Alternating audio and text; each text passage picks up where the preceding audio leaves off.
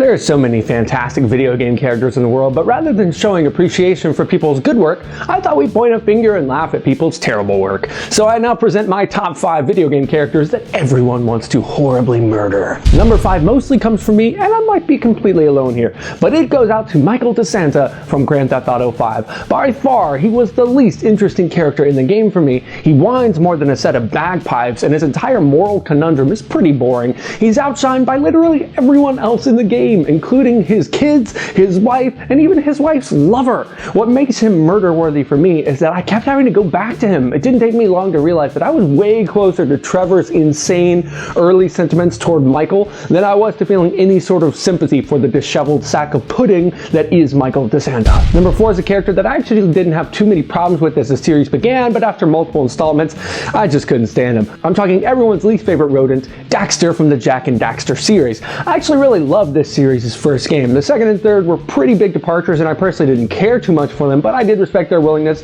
to go into new territory. But I could never find it in me to respect Daxter. His pathetic one-liners and annoying vocal tonage made my ears trickle blood more than a few times, and his overall demeanor was by far one of the least attractive I've ever encountered. Honestly, I've never wanted to punt an animal so bad in my life. Next up goes to that motherfucking dog from Duck Hunt. This character is annoying because of his binary existence. When he's not on screen, you're dreading his appearance, and when he is on screen, you want to shoot him in his bitch face, or mutt face.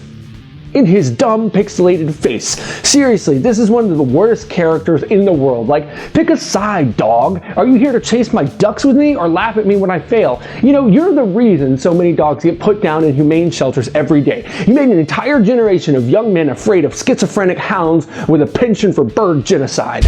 Next up is another character that's been begging for a space laser to the face for decades now, Slippy Toad from Star Fox. Dumb quotes mixed with a voice like nails on a chalkboard to make this amphibious pilot hands down one of the most annoying of all time. I actually got to the point where when I was playing Star Fox 64, I would have to have music playing in the background just so I could focus my listening elsewhere whenever Slippy the fucktard began to speak.